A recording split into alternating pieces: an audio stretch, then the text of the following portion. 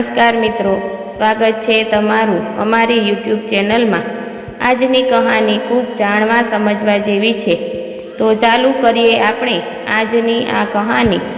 એ પહેલાં વિડીયોને લાઈક અને જો આ ચેનલમાં પહેલી જ વાર આવ્યા હોય તો ચેનલને સબસ્ક્રાઈબ પણ કરી લેજો।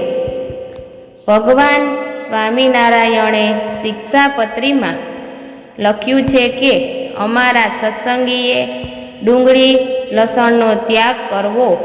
ઘણા લોકો ડુંગળી અને લસણનું સેવન ધાર્મિક માન્યતાને કારણે નથી કરતા, જેમાં પહેલાંના બ્રાહ્મણો જે આજે પણ નથી ખાતા ડુંગળી લસણ, પણ હવે વૈષ્ણવ, સ્વામિનારાયણ, જૈન ખાસ આ નિયમને પણ મહત્ત્વ આપીને નથી ખાતા ડુંગળી લસણ। આ નહીં ખાવામાં ધાર્મિક અને આની પાછળનું વૈજ્ઞાનિક કારણ પણ છે। ચાલો આજે આ બાબત સાથે સંકળાયેલ તમામ બાબતોને જાણવાનો તથા સમજવાનો પ્રયત્ન કરીએ। આયુર્વેદ મુજબ ખાદ્ય પદાર્થોને 3 ભાગમાં વહેંચવામાં આવે છે: સાત્વિક, રાજસી અને તામસી, એટલે કે અનુક્રમે ભલાઈ, જનુની અને અજ્ઞાન ગુસ્સો વધારતા ખોરાક।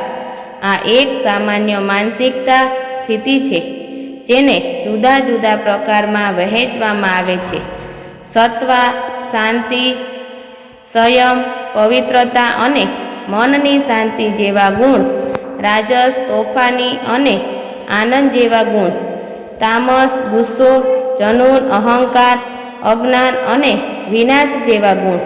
ડુંગળી અને લસણ તથા અન્ય એલિએશન લસણ જાડોને રાજસી અને તામસી રૂપમાં વહેંચવામાં આવ્યા છે, જેનો અર્થ એ થાય છે કે આ જનુની અને અજ્ઞાનતામાં વધારો કરે છે। અહિંસા, હિન્દુ ધર્મમાં કોઈની હત્યા, રોગના જંતુઓનો પણ કરવાની મનાઈ છે। કંદમૂળ લેતી વખતે ઘણા જીવોનું મોત થાય છે, એટલે કે આ માન્યતાથી પણ ડુંગળી અને લસણ બ્રાહ્મણો માટે નિષેધ છે। કેટલાક લોકોનું એવું પણ કહેવાને છે કે માંસ, ડુંગળી અને લસણનો વધુ પ્રમાણમાં ઉપયોગ કરવાથી વ્યવહારમાં બદલાવ આવે છે। શાસ્ત્રો મુજબ ડુંગળી, લસણ અને મસૂરમ બ્રાહ્મણો માટે નિષેધ છે, કેમ કે સામાન્ય રીતે આ અશુદ્ધતા વધારે છે અને અશુદ્ધ ખોરાકની યાદીમાં આવે છે। બ્રાહ્મણોને પવિત્રતા જાળવી રાખવાની જરૂર પડે છે, કેમ કે તે દેવતાઓની પૂજા કરે છે। તેનાથી પ્રકૃતિમાં સાત્વિકતા આવે છે। સનાતન ધર્મના વૈદશાસ્ત્રો મુજબ ડુંગળી અને લસણ જેવા શાકભાજી કુદરતી રીતે જ માનવીય લાગણીઓમાં બધા કરતાં નીચી કક્ષાની લાગણીઓ જેમ કે જનૂન, ઉત્તેજના અને અજ્ઞાનતામાં વધારો કરે છે, જે આધ્યાત્મિક રસ્તે ચાલવામાં તકલીફો ઊભી કરે છે અને લોકોની ચેતનાઓ પ્રભાવિત થાય છે। એટલા માટે આનું સેવન ન કરવું જોઈએ। શિવ પુરાણમાં કહ્યું છે કે શિવ ભક્તે દારૂ, માંસ, લસણ, ડુંગળી ના ખાવા। પુરાણમાં કહ્યું છે, જે ડુંગળી લસણ ખાય તે અમારી મસ્જિદમાં ના આવે।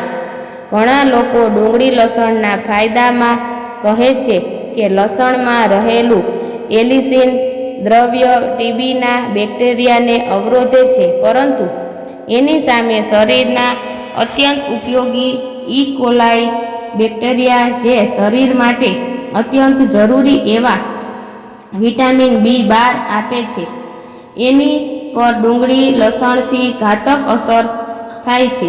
વિટામિન B12 આ એક જ બેક્ટેરિયા દ્વારા મળે છે। એક પ્રયોગ અનુસાર લસણનો રસ નાના ઉંદરોને પીવડાવવાથી તેમના જઠરને ખૂબ હાનિ થઈ હતી, જેમાંથી ઘણા મૃત્યુ પામ્યા અને જે બચ્યા તેમનું વજન ઘટી ગયું। કાચું લસણ વધારે માત્રામાં ઉંદરોને ખવડાવવામાંથી તેમના રક્તકણોની સંખ્યા ઘટી ગઈ. આ વાતનું હવે ખૂબ ઓછું મહત્ત્વ છે, કેમ કે શહેરી જીવનમાં તો જાતિ